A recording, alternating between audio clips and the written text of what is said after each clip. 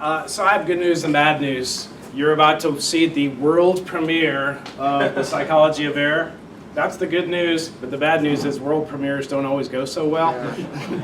So Jay and I have actually never presented this together. We built it together and we spent a lot of time working on it, but we may stumble over each other a bit, so I'm asking for forgiveness. And one thing I've learned over speaking for many years is audiences tend to be forgiving because most people would rather be there than up here. So we'll accept your kindness there. So, okay, come on, here we go. All right, so in the past, in the olden days, we didn't worry too much about team dynamics. They were less important in the manufacturing world. And let me kind of walk you through a little history of organizational behavior, because this kind of leads us up to why we make mistakes and why these behavioral things matter. So if you look at collaborative business culture 100 years ago, Frederick Taylor famously wrote The Principles of Scientific Management. Any mechanical engineers in the room or engineers, we probably learned about Frederick Taylor's work. Frederick Taylor, in his book, he actually wrote some very controversial things where he basically just described the muscular aspects of human beings as though they were a machine, just like the machines that they were operating on. Franklin Gilbreth famously wrote, did time motion studies. His wife Lillian did as well, where he went into factories and he put a stopwatch out and he'd move people around, move machines around to make the factory more efficient. Again, without consideration for the feelings of people, just focusing on what part they played in the overall machine. Interesting piece of trivia about Franklin Gilbreth is he also had 12 kids. And he ran his household the same way he ran the factories. One of his kids wrote a book about their experience called Cheaper by the Dozen. They made a book about it way back in the 1930s. They remade it recently with Steve Martin, but it's not the same story. So true story, just to give you an example of the way he treated human beings in the factories as well as his family. At one point, one of his kids had tonsillitis. He went to the doctor and asked the doctor, what's it going to take to get his tonsils removed? Doctor said, you're going to bring them in, they'll get admitted, they'll go through surgery, they'll be in recovery, and it's going to take this amount of time. And Franklin's looking at this and thinking, wait a minute, it's going to take all this time for one kid, and I have 12? He multiplied it times 12 and determined this is going to take too long. So he said, I got a better idea. Brought the doctor to the house, set up an operating room and the dining room table, and lined up the kids and took out their tonsils one after the other. So that's the way people were treated in the factories, and that's the way he ran his household as well. Now, there was a tipping point when Elton Mayo did the famous Hawthorne experiment where he dimmed the lights and brightened the lights in an office setting, and people's productivity went up. Had nothing to do with the brightness of the light, it just had to do with the fact that it affected people's behavior, that there was some change going on. So they caused a whole new era of organizational behavior in collaborative business culture where we treated people and their as emotional beings. Kurt Lewin's famous function of behavior is a function of nature and nurture. You have Maslow's hierarchy of needs. You have McGregor's theory X manager, theory Y manager. X manager pounds your fist. The Y manager pats you on the back. Human performance improvement with Gilbert, and Peter's famous In Search of Excellence book. This was a whole different era where we were focusing on the way people felt about emotional beings within this larger machine. So the reason I gave you this quick historical overview is to understand that if we treat people as machines, that's pretty straightforward. But if we try to understand what's going on in their heads, particularly the emotions in their heads, that's the complex part. And that's the area that Jay and I have been doing a lot of study on. And we want to share some of the research that we found with you and help us understand why we make mistakes, why we are error prone. And so it's kind of a combination of psychology, which has to do with the study of the mind and behavior, sociology, which is the study of social behavior, and even a little bit of physiology, which has to do with the way our normal body functions work. So if you want to look at a hard science example of this, we look at the five senses. The scientists have studied the way we hear, the way we smell, even the way we taste. They've broken down the parts of the tongue that taste certain things. That's a hard science. But there's softer sciences out there, and we read a lot about these things, like Neil Fleming's learning styles, visual, auditory, read, write, kinesthetic. Do you learn better by seeing, by hearing, by reading, by actually doing things? So let me try a little experiment with you. So I'm going to play a short video here. This guy is talking to us. I turned the audio off for a second. Now I want you to listen and see if you can hear what word he's saying. Bar, bar, bar, bar, bar, bar. What word is he saying? Bar. Two different ones. Two different ones? Sounds like far and Bar. Sounds like far and bar. All right, I want you to look over here and tell me what you hear. Bar. Now look over here and tell me what you hear. Bar. Bar. Bar. So science tells us that audible is a singular sense, and when we hear something, we hear something. But your audible combined with the way we see, which side you look at will determine what you're actually hearing in this overdubbed video. It's interesting. So I'll hand it over to Jay now. There we go. So thanks. So we're different, aren't we? I mean, pretty clearly there. Now, if you focused, you could kind of control what you were hearing there, right? So getting back to this, this emerging science of how we operate together in organizations, it's really important to understand what's going on actually in our brains, because again, the topic tonight is the topic of error.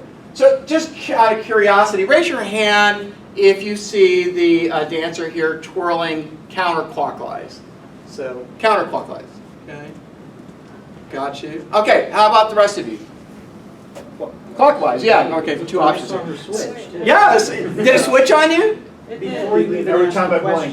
Yeah, and you blink. Now, is anybody else seeing a change? Okay, well here's a question for you. Which one of you are right? Who's right here? Yeah, wonderful. What's that? It isn't. No, you're exactly right. The problem you've got here is you've got ambiguity, right? There's not enough information, but your brain is doing something, isn't it? It's making a choice. It is making a choice. You don't even have a control over it, and some of you kind of can if you get conscious of it. But unconsciously, your brain is making a choice. All right. So famously, who's in the gold category here? Who's in the gold? You got the gold ones. All right. The rest of us are right. The rest of you. Same problem, right? There's ambiguity in the information, but your brain is going to come to some conclusion, right? And yet, when you do that, we feel pretty confident in this. I had a big argument with my friend about this. Of course, it turns out the blues are right, but not because of the information. It's just because we decided to focus on one set of color hues versus the other. If you pay attention to this section up here, it'll end up looking gold for you generally. So our brains, from one point of view, are lying to us. They tell us something about the world that is not true. So question, which side of this is black and which side is dark, white? The top is black. Top is black, right? Makes sense. I mean, because everybody sees that, right? All of you see that. Except that the problem is you're wrong. Both are right. You're both wrong. Everybody in the room is wrong. That is exactly the same hue as that. Now, can you all see that that's true? Right? Now look at this. Your brain is now lying to you again, isn't it? Even if you want to see this as the same color, you can't. Because you're taking the cues that are there, and it is supplying information that's otherwise missing. But your brain at this moment in time is wrong. So here's one of the key concepts in this talk tonight. And that is that we're all error blind. Every single one of you in this room are wired to see the world differently than it really is. That's kind of weird to think about, but it's true. Question here. How many of you feel that you're in the lower half of drivers? When you get out there in 635, that you're down the bottom set of drivers? What's that? We have one. We have one bad driver out there. Okay, all right. So, what's that? You get worse. How many feel like when you're out there that you're in the right? You're pretty much in the upper percentage of drivers. Who feels that way? Yeah. So about 90% in the room. Now, it would be sort of statistically kind of odd that you would have that distribution here, right? So, to put it another way, okay, it probably follows a pretty normal bell curve. The reality is that we're generally much worse than we really think we are. And there's a phenomenon called illusory superiority. Okay? So you all get, in the abstract, right, that people get stuff wrong. However, in the moment, every single one of you, everyone in this room believes that the choices you're making is right. That's everybody around you.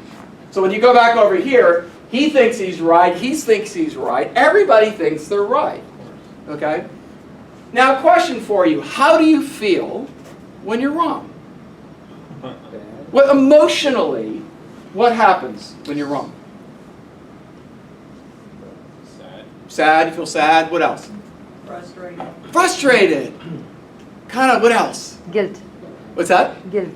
Yeah. So we when we're wrong, okay, the reality is you feel none of those things. Because the question you answered was, how do you feel when you realize you're wrong? The way you feel when you're wrong is actually exactly the way you feel when you're right. So like, you remember the coyote? Kind of chasing the roadrunner? He doesn't realize he's gone off the cliff, right? Until he finally kind of looks around and goes like, oh hell, and, right. So at the moment that we are actually wrong, guys, when we are in error, when our brains are lying to us, we feel right. We are actually literally blind to error. Everybody has this. And abstractly, we don't understand it. But in the concrete, the fact is that we're all blind because of ambiguity, because of our biases and our fallacies. So understanding what's going on in the brain is one of the opportunities to overcome this. And overcoming this is really hard because we're kind of wired for it. But there are some opportunities in here to start to make some better choices. The principal one is this, guys. And this is, we're talking about how do we do better work in organizations. A lot of you are working with teams and getting requirements. Okay, we are, however much we want to be, are not all-knowing beings. Right? We have to embrace the reality of our limitations. So question for you. What do you see in this? Where do you guys see the man's face in this? Raise your hand if you see the man's face. A face. What's that? See a face? Okay. See a face, right? That's kind of cool. So let's kind of illustrate that for some of you who may not have picked that up. A little clearer? Right? Let's go to the next one. Now, do you see a couple kissing? Huh? Do you? Yeah, some of you don't. Well, let me help you out a little bit here. Oh, yeah. Let's see a little, kind of nose over here. And, yeah. So the interesting thing is, From 50 Shades of Grey. what's that? That's 50 Shades of Grey. Oh, is that what it's from? Oh, yeah. Oh, great. Okay. Leave it to Ken to bring the kinky picture into this. So what you've just done is you've been primed. So what I did was by saying, do you see the man's face? I led you to take what was an ambiguous bit of information and guided you to find that. Okay? And it happens to us all the time. They also call it priming, and I'm going to go ahead and do it to you right now. You're about to be experimented on. Okay? All right, so what's going to happen is I'm going to demonstrate this. You're going to have 5 seconds, just 5, to make an estimate of a calculation. You're not going to be able to do the math. So I want you to just look at this. You're going to see a little equation. You have 5 seconds to come up with what you think is the answer. Go. Okay? Stop. So, what is your estimate? Just real quick, off the top of your head. What do you think it is? So throw something out. Around 500. 500, what else? 350. 350. 60,000. 60,000. You think 60,000? Interesting. What about the rest of you? So generally what people will think of is, I'll show you in a second, is something. Now, how about now? Look at it now. It's the same thing. Ah, you've really been primed. That's fascinating. This is the 3rd time I've done this. Okay? So you guys about the same, is that what you thought? Okay. If I had done this the other way around, you would have came up with an average of 2,250. Just by seeing these numbers in the front of it, your brain would have looked at that and you would have inflated your number. But by seeing the 1, 2, 3, 4, 5 up there the first time, not only did you come up with a lower guess, but by the way, the answer is 40,000. So you're pretty close. Got the lightning math guy in the group. 40,000. But you were so primed by your first experience that you weren't even kind of open to that second challenge. So just out of curiosity, what is stuff we do on projects that might have this kind of effect going on, do you think? In the real world, right? Try to provide an LOE. An LOE, right? You know? So those initial estimates. Oh, I think it's going to take about 2 weeks. You're done, dude. That's it. That's going to be in their heads forever, right? So we're primed all the time. We end up with information and it influences everything after that, once you've got that. First impressions, initial project estimates, initial solutions, and leading questions. All of these things affect the conclusions we make about the world in pretty dramatic ways. So be aware that you're primed. So next topic, there's a belief that we have that when discussing something, we usually stick to the facts. But the reality is that emotions play a bigger part in our perception or opinions about things than the actual facts. We call this the straw man fallacy. Yeah. Straw man fallacy, let me give you an example. So this lady says to the other lady, sunny days are awesome. Response is, without rain we'd have famine and death. Now, is that really what we're looking for? I mean, it's kind of a Debbie Downer type of response, right? But how about this one? Raising wages reduce poverty.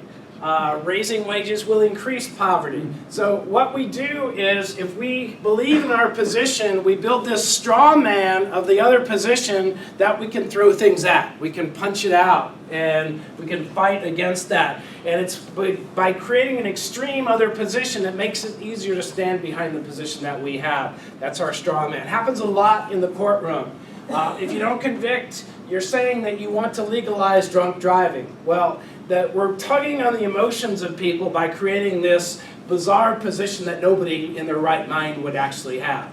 So how do you behave when you hear a debate between two politicians? How much do you listen to the facts, and how much do other emotions come into play? So let's try a little thing here. Watch this short clip. We're going to show you the faces of different candidates from various local elections. We paired up some of the winners with some of the losers. Something tells me somehow you're going to be able to pick the winner just by looking at them. Ready? See if you can tell which of these candidates won their election. Right or left? Right. Got it? Now here's the real result. Now how about these two? Here's the winner. What about these two? Right or left? And the winner is... So how did you do? Did you pick most of the winners? You don't know anything Majority about of it. the people we surveyed did. So how did you pick those winners? How could you know, based on nothing more than seeing their faces for just a few seconds? Bulgarian perception specialist Alex Todorov of Princeton University found the answer in a groundbreaking 2007 experiment. The very rapid glance is sufficient to predict about 70% of the election outcomes. 70% of the time, we can predict the winners of elections based on their faces alone. Pretty incredible. But what is it about these winners that persuaded your brain to vote for them? It's not just the clothes, the background, or even the smile. The answer has to do with two specific qualities you saw in their facial structure. In our studies, we found that candidates who look more competent and more trustworthy were more likely to be elected in office. Competence and trustworthiness. You may find it hard to believe your brain can make such complex social assessments based on a face alone, but it can. Give it a shot. Which one of these faces looks the most trustworthy? This one? Or this one? What about this one? Made your choice? You chose face 1. You're with 85% of the people we surveyed.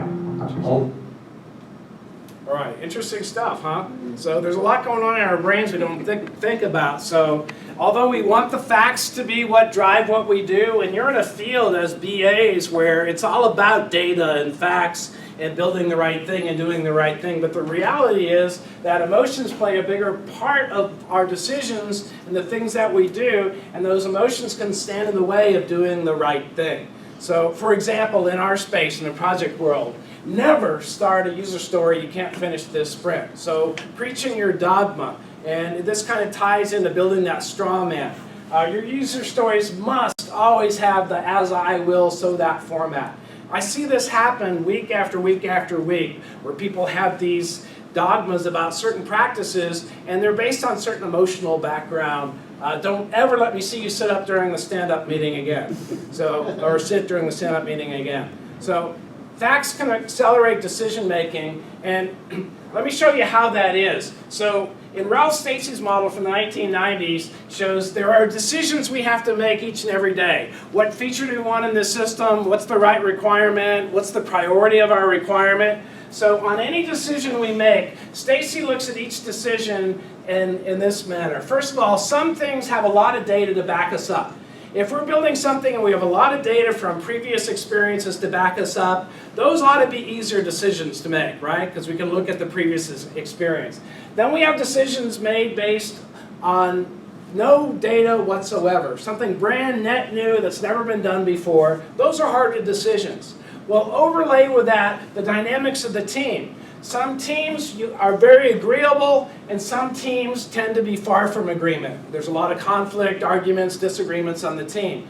So when you map these things together, we have various different types of decisions that we make on project teams.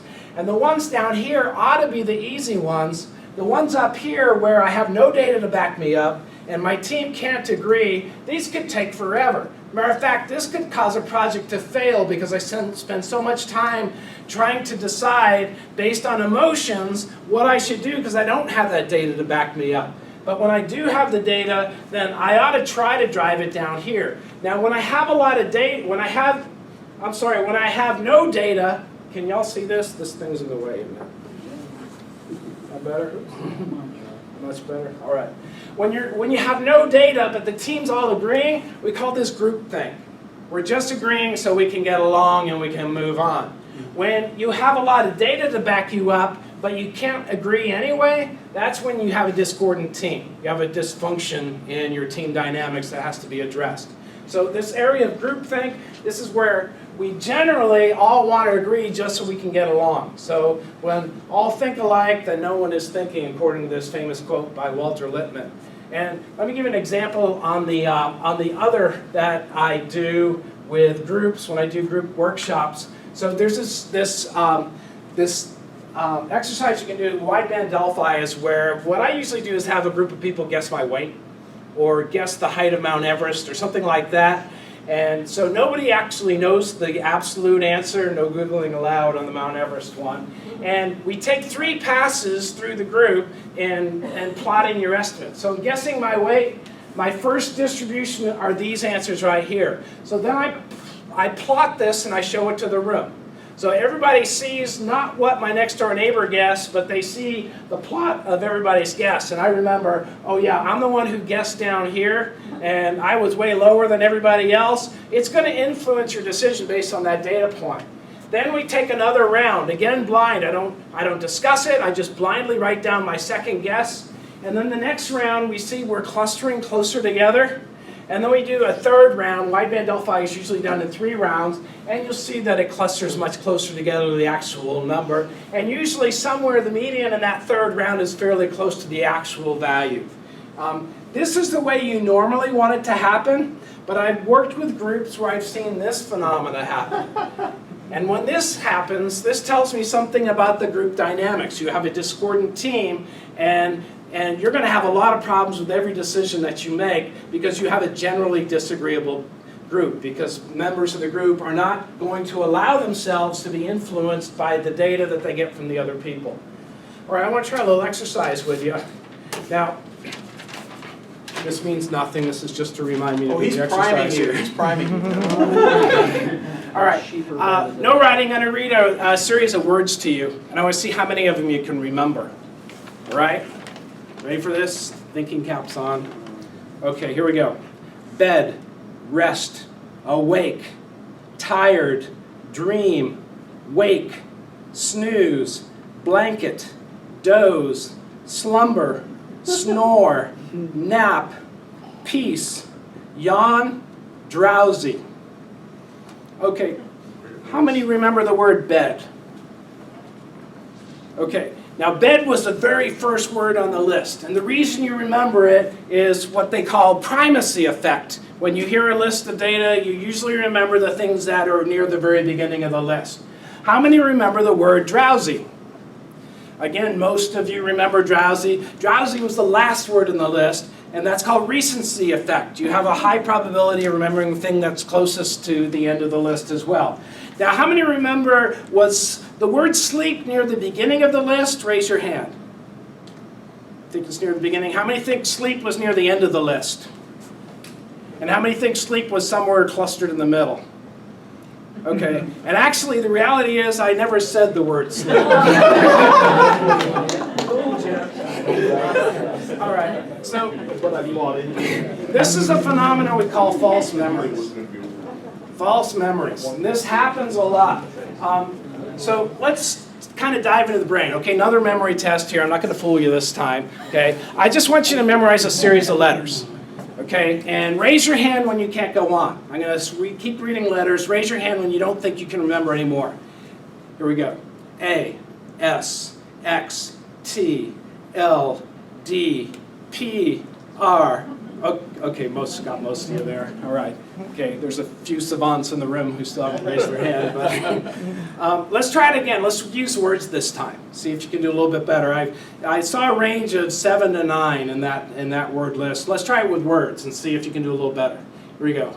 The, far, reach, left, sink, tent, jar, button, popcorn. All right, I got most of you. And it was about the same range. Let's try it one more time, though. And magic memory dust. I'm going to see if we can improve your memory here. Let's try it one more time. Here we go. The big red boat is next to the old White House. What happened that time? It wasn't random. It wasn't random. So a minute ago, you had a hard time remembering more than 10 letters, and now you can remember about 100. By the way we clustered them together, this gets us some insights into the way that our brain works. Because in reality, in my previous company, before improving, I worked on a project with the Centers for Brain Health at UTD, where we worked on how people remember. And one of the things I learned from the brain scientists was there's this short-term memory capacity of usually no more than 10 things. And once that 10 things slot is full, then you have to take time and move that information into long-term memory.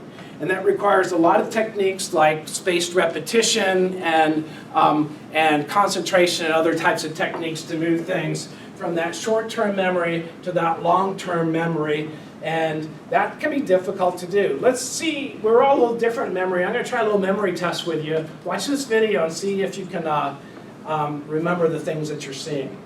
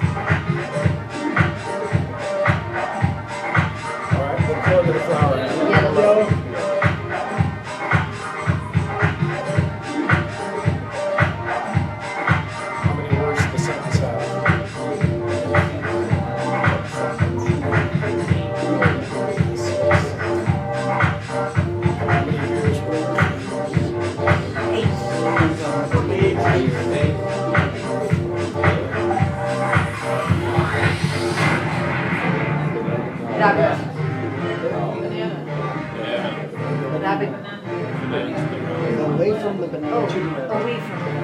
Away from the I got it.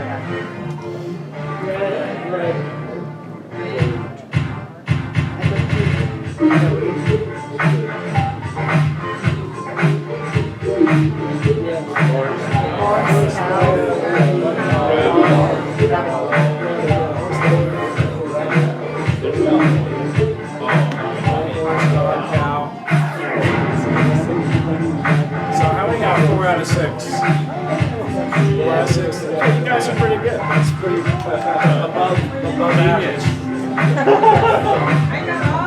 You got, who got all 6? All right, we've got a genius back there.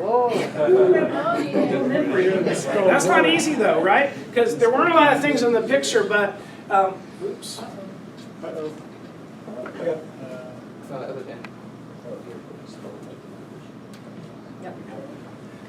That's not an easy thing, but there's not a lot of things in the picture, but nevertheless, we don't know what to remember as we're looking at the picture. Is that part of the test? Relative term. So these false memories, though, I mean, think about a situation where you're called in to recognize somebody that you saw in a bank robbery or a car robbery or something like that. How good a job do we typically do in remembering what we've seen? Or you witness an accident, and at the moment after the accident, the police officer comes to the scene and he asks you what you saw. But what if it was a controversial accident and you're called to court and it's 2 months later when this thing finally gets to court and you have to go on the witness stand? How much do you really remember 2 months later? There's so much that's gone on in your life since then. And we rely so much on that process in our judicial system that these false memories kick in, though, and we may not remember details. And it can be debilitating to somebody's career if they don't remember if these false memories kick in. So I want to tell you about a scientific study that was done, and here's the way it operated. It's called the hot air balloon study. Has anybody heard of this? It's an interesting study. So they took these subjects for the psychological experiment. Everybody was in the age range of 18 to 30, and the subject was asked to provide the contact information for a family member, like if they were a student, parent, somebody who would have access to photographs from their past. And the experiment lasted a week, and the subject was asked not to make any contact with that family member for the duration of the experiment, because it would have polluted the results. So the family member provided a bunch of photographs, and the experimenter put a photo album together of photographs of these participants' childhood. Now, what the participant was unaware of is they got a Photoshop expert to fabricate a picture of a hot air balloon ride, and they photoshopped in the child with parents in the hot air balloon and just stuck it in with the rest of the pictures. And then they presented this over 3 meetings over the course of a week and had the participant think about the pictures and tell stories. And by the end of the experiment, 71% of the participants believed that they had actually been in that hot air balloon story. And some told very vivid details about what that day was like, where they were, what it felt like. And this goes on in our brain because what happens is we have this memory of some experience in our life, and it's kind of like when you take a document and you save it, and later you do a save as, and you write over it. Well, every time we write over that story with our new version of our story, that becomes the new story, and it replaces the real story and what was there to begin with.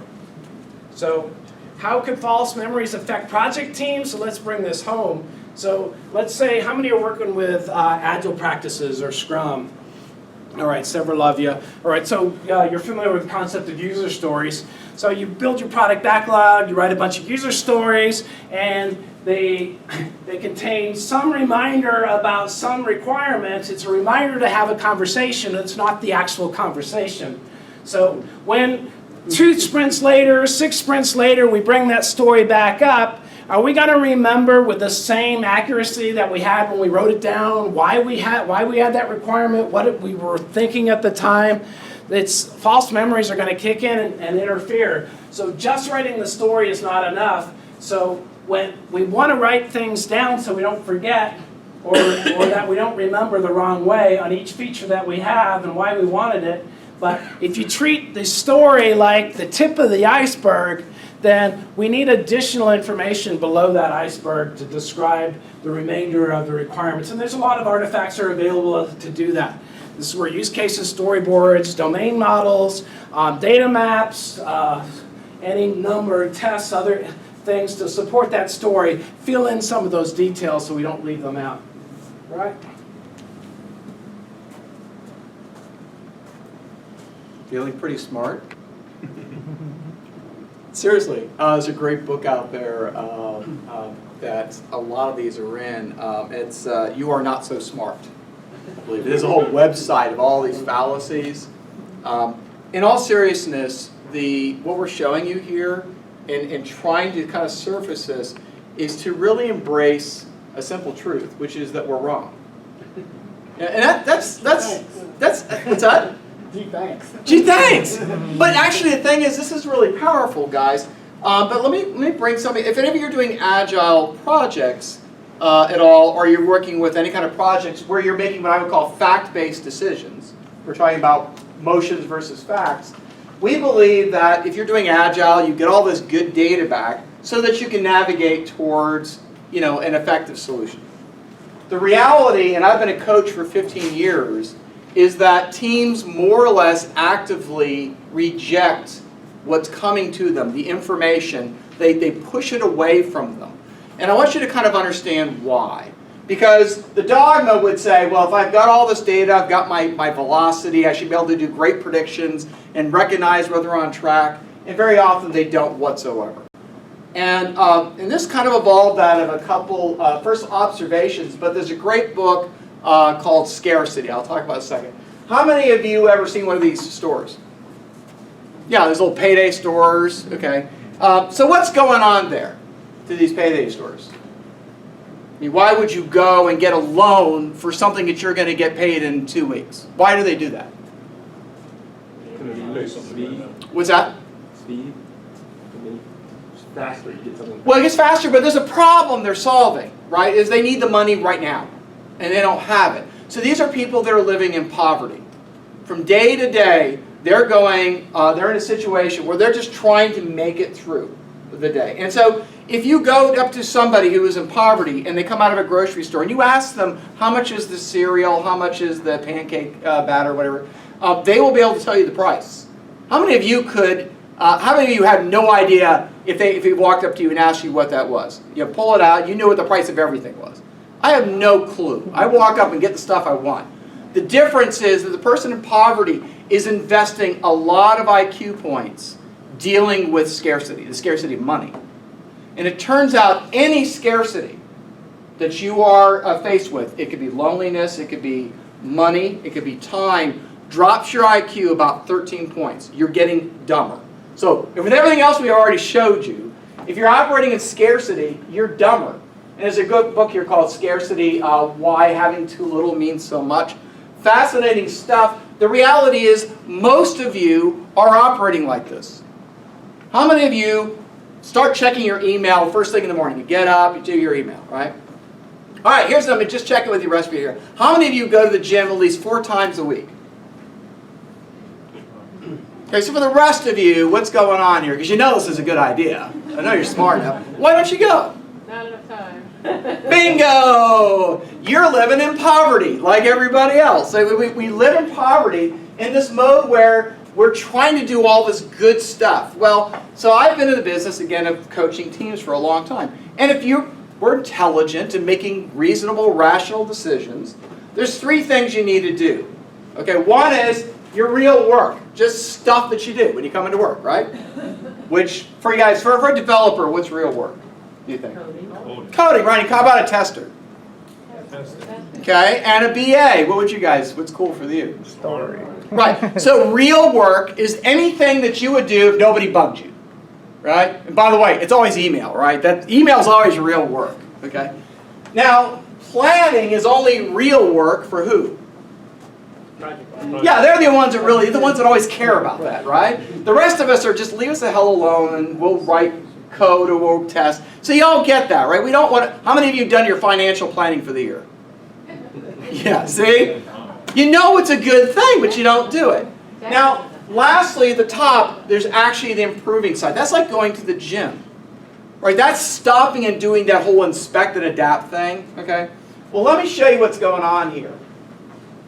So all of us have a demand on us. That's saying we're going to do something for somebody, your wife, your lawyer, whoever, your kid. We have a demand in the world. And by the way, we all have, it's never a time problem, is it? It is, we all have the same bandwidth. You've got so many hours in a day, right? Okay. When these two are not too much out of sync, you'll take time to do this. So what do you think happens when all of a sudden my demand is exceeding my capacity? What's the first thing that's going to go, right? We don't go to the gym. We don't do a retrospective. We don't come out and we don't take time to read a book. We don't learn and we stop. We'll still do planning. But what happens is, once the bandwidth gets low enough, what happens is the horizon that you're looking into the future to make your decision shrinks. Teams that are operating, anybody working on more than one project? Yeah.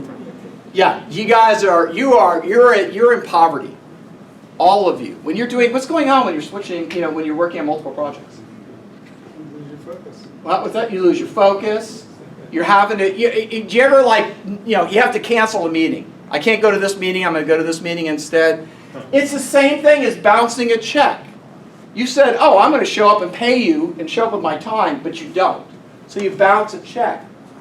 And we end up with, if you look over here, for example, poor job performance, evictions, right? Bounce checks, double booked meetings. All the time we are operating like we're in poverty, and I'm telling you, your planning window shrinks to this. And that means you're not paying attention to the facts. In fact, you don't want them. You don't want to see it because you don't want to deal with what's in the future. And that's what happens with people in poverty. They're not thinking out more than a couple days, weeks, maybe a month. So this is what's going on in our organizations, and that's the way the world looks to you when you're dealing with this. Everything is it'll all take care of itself. The problem is the world stays a nasty, ugly place, and we're not looking out into the future. Now, there's a good news about this, in that if you're in poverty, what's the way out, guys? I mean, really, financial poverty. What's the way out of that? Better job. What's that? Better job. A better stuff. I've got more money coming in, but unfortunately, time is a finite resource for us. So what's the other side of the equation?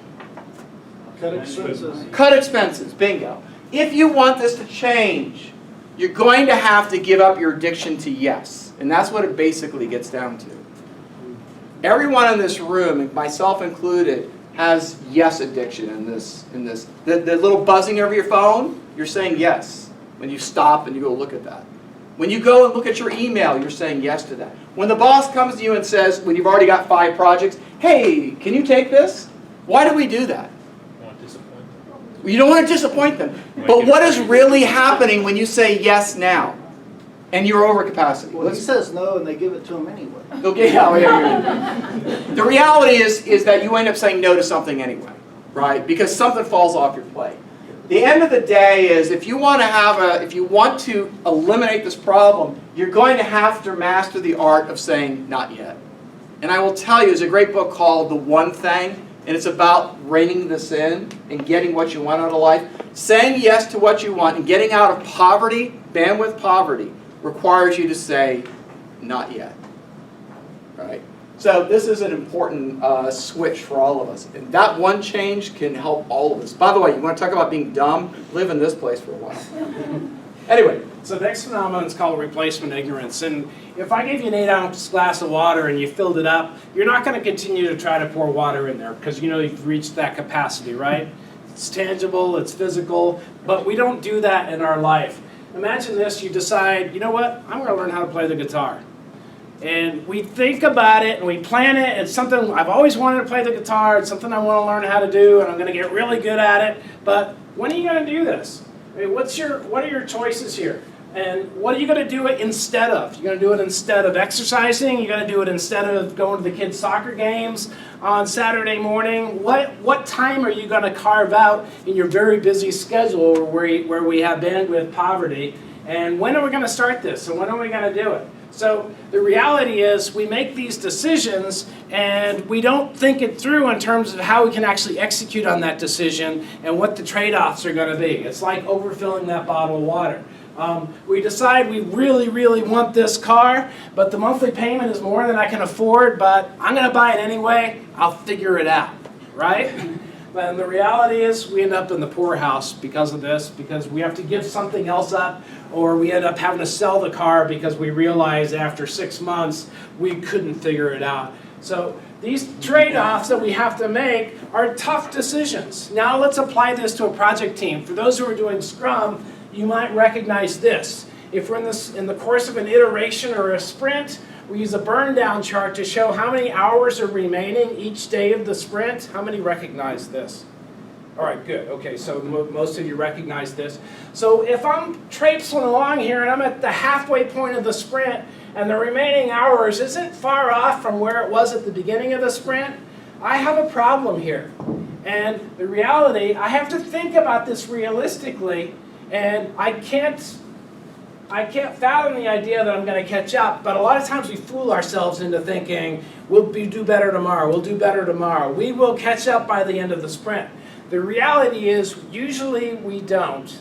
So what we try to do instead is fix the plan as soon as you realize the plan's broken by either pulling work out of the sprint or trying to figure out why we're stalled and trying to get that back in line.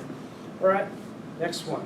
Yeah, and I just to kind of reinforce this though, we'll get this feedback, right? I mean, this is there for you to look at, right? But because we've overcommitted so much, we're really not even paying attention to this, right? So here's an interesting thing for you. You're not even projecting the scope creep in. Oh, we're not even paying attention to scope creep, right? Okay. So are you saying you should fix the plan, or are you saying we do that and we shouldn't be doing that? Well, what's happened here is, and just to clarify, right, this is giving you the feedback, the data, that says you ain't probably going to finish your stuff. Mm. So that should trigger some action. It's like, I'm not going to have enough money at the end of the month to pay my rent and everything else. That's kind of what that is by analogy. So what would your rational person do at this point?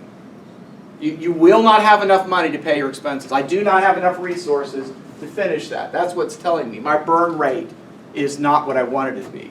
What do? You gotta figure out what you can actually do and cut your budget.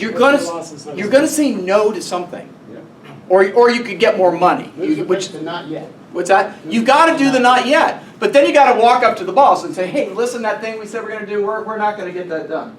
And he's gonna go, bam, the heck with that, and you're gonna go and you're gonna lie, and you're gonna say, okay, we'll get it done. This is what's going on all the time. All right, so you guys, by the way, however, feel like you're different, don't you? You're not like this, are you? You don't do any of this, do you? Yeah, we all. I'd like to not to. I would like not to. Me too. I mean, but I do it. We all do it. Anybody watch one of these shows where you get the horrible singer up there, like what is it, Star Search, or what's the latest one now? Star Search. How old? Oh, I'm ancient. I am ancient. Yes. The Gong Show. No, wait, that's longer. No, but you got these people up there, and then they start singing, and you're just going like, oh my God, right? What's going on there? Who on earth would get up there and sing horribly, intentionally? Here's the interesting thing. They don't realize it. I know you're going like, you got to be kidding me, right? But they don't realize, Aunt Gladys here thinks she's a crooner, right? Because, here's the deal, she's missing some important information, right? All of us look at ourselves when we don't have a certain amount of information and think that we do pretty good. We think we're pretty good at judging our own ability, okay? The reality is, most of us, all of us, drastically exaggerate our abilities when it's a domain that we don't have full knowledge of, okay? So this is everybody. You get somebody out there and they start skiing after a couple lessons. They think, I got this down. They get up on a black slope, and the good news is physics gives them feedback, and they find out real quickly they don't. But in the real world, we may go learn how to do Agile. We'll teach a team how to do Agile. You'll learn to get your Scrum Master training. And I got this all figured out, and you don't have a clue. Okay? So there's a name for this, and I'm going to introduce it in a second. But as experience goes along, it follows that we get a little more competent, right? So if you play chess a little longer, you'll get pretty good. You'll get some experience. Well, there was an interesting event that occurred. This guy walked into a bank one day with lemon juice kind of spread over his face and tried to hold up the bank. And of course, afterwards they got the cameras, they got the guy and they arrested him. And they asked him, what the heck were you doing? Right? No mask or anything. Well, he thought the lemon juice would make him invisible because he read that you could use it for invisible ink. Yeah, you guys are all doing this. That was perfectly rational to him. So what happens with everybody is as we learn a new skill, we realize we're pretty dumb. We don't know something. As we go along, our perception of our ability varies from the actual performance by about 60 points. Anywhere from about 40 to 60 points. You, every one of you in here, will, under a circumstance that's novel, take the belief, you will form the belief that you've got this all figured out when you're actually performing here. And as time goes on, what happens? If you're learning, If you get hit multiple times. well, you start to realize, oh God, I didn't know about that. Oh, I didn't know about that. So as you go along, this is called the Dunning-Kruger effect because they studied this after they heard about the lemon juice guy. What's going on there? And this is a very normal curve for all of us. So as it goes along, as you actually become an expert, your perception of yourself is below, okay, what you're actually doing. You drop below. Your performance is higher than you think. And you realize all the stuff you don't know. As a coach for 15 years now, I feel like an idiot, okay? Because I know how much I've got left to learn. Tons of psychology, tons of sociology. And I feel like I'm down here. The reality is, compared to most coaches, I'm probably doing pretty good.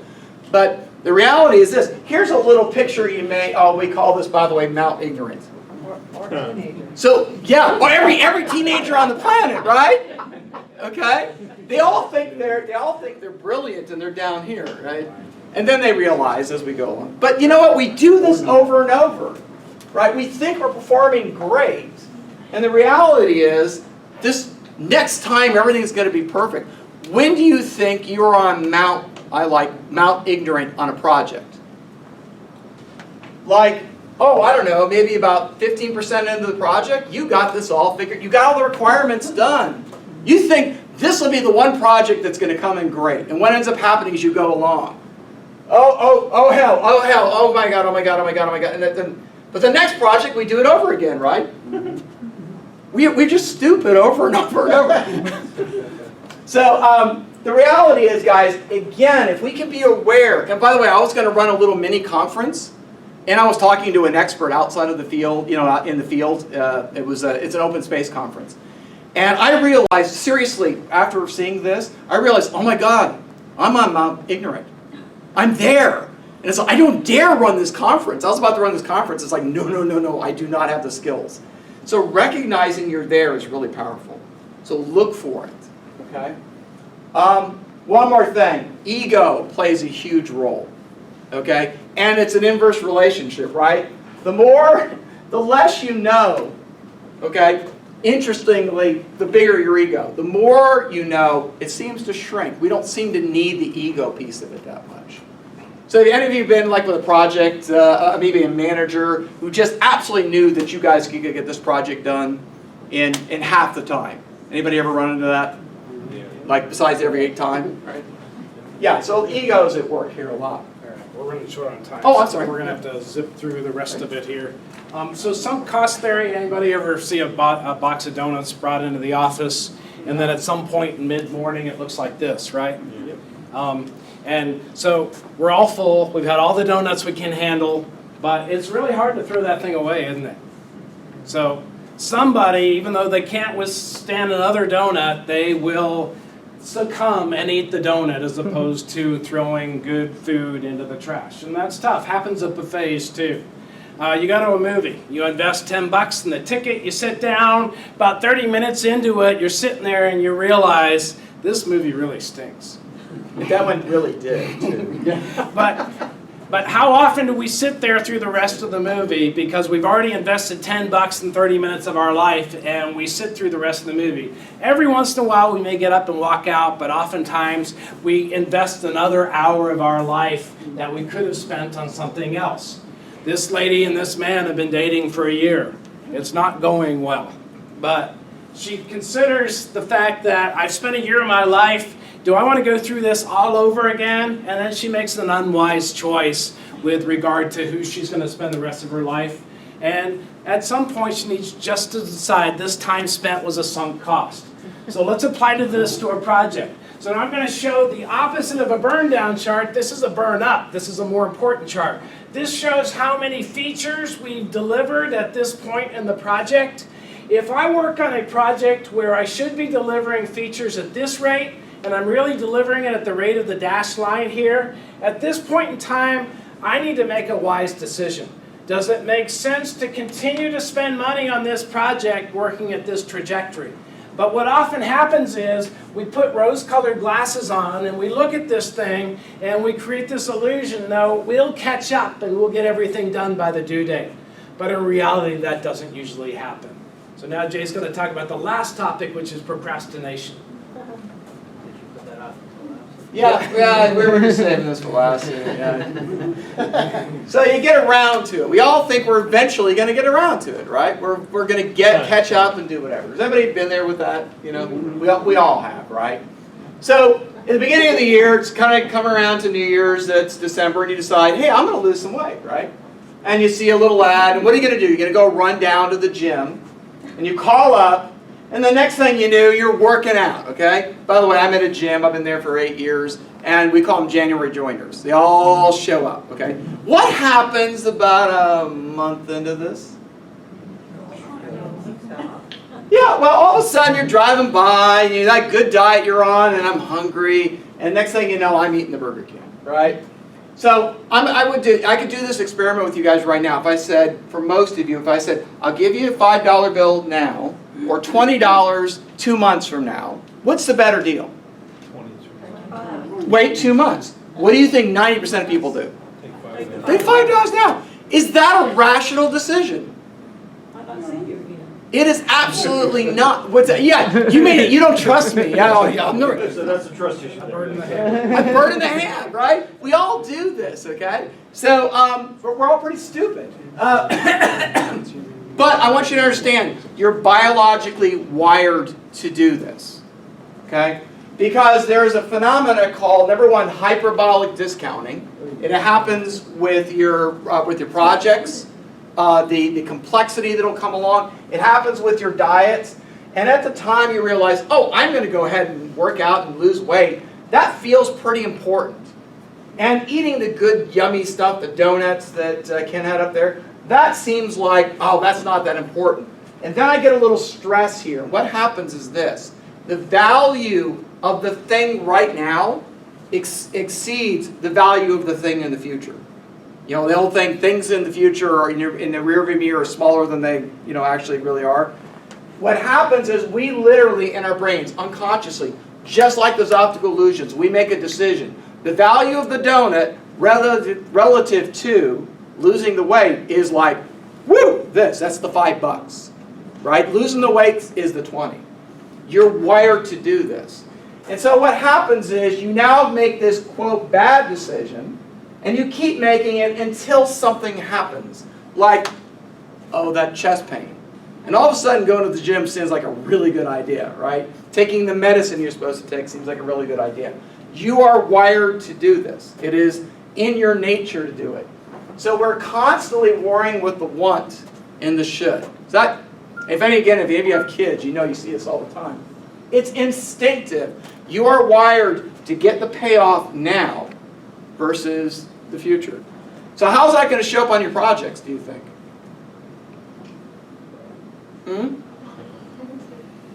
Wow, I really should finish that report up, or I could check my Facebook. You know, or that email that looks really interesting and hot and it's been that long thread. So we are constantly, every single day, making bad choices that don't pay off in the long term. Okay? The good news is that, I'm going to give you one more thing that will help you with this, and that is deadlines. Okay? So a little study, I'm going to show you. They had 3 classes. In the first class, they were given the opportunity there were 3 papers that were due.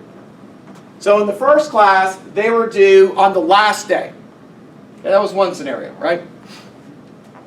The second class, the papers were due, there were 3 points during the class. Every 2 weeks a paper was due. And the last one, the students got to pick when they were due. Just out of curiosity. Oh, you got it backwards. I got it backwards? Class B picked their deadlines. Oh, yeah. Class B picked their deadlines, and the last one the students did it. Okay. Question, which class do you think did the best? We're almost done here. What's that? C. Turn the C. You think that was the best one there? Okay. The reality was, and I'm just going to kind of summarize this real quickly. The best ones were the ones, or is it? Yeah, once per week. The automatic deadline, the external deadline, they did the best. That was second best, and that was the worst. Yeah. So when it was last day, they did the worst out of all three of the classes. The bottom line of this, you know those little iterations we do if you're doing Agile? That helps a lot with this problem. Setting yourself a deadline will have a dramatic improvement over your tendency to procrastinate. Also, that little Dunning-Kruger thing, not the Dunning-Kruger, but the hyperbolic discounting, you shorten that because the deadline comes up every 2 weeks.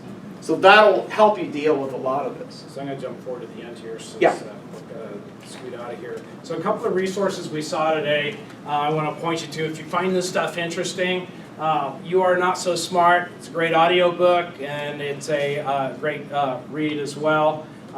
Brain Games, I showed you a couple clips from the National Geographic series Brain Games, which is really interesting as well. Anything Freakonomics, the first or second Freakonomics book, the Freakonomics podcast, the Freakonomics documentary. It's all related to this type of stuff. And this seems a little off if anybody's an old Cracked or Mad Magazine fan, but the Cracked podcast is brilliant and they talk about these same types of things as well. So you might look into that a little bit. So I'm sorry we ran a little bit over here. Like I said, first time doing a presentation, a little hard to watch the timing on it. So I will provide you a PDF of these slides so that you, if you didn't take good notes, so you'll be able to go back and look at it. I'll get that stuff to Joe and Gina. And so thanks for having us again. We sure appreciate being a part of it.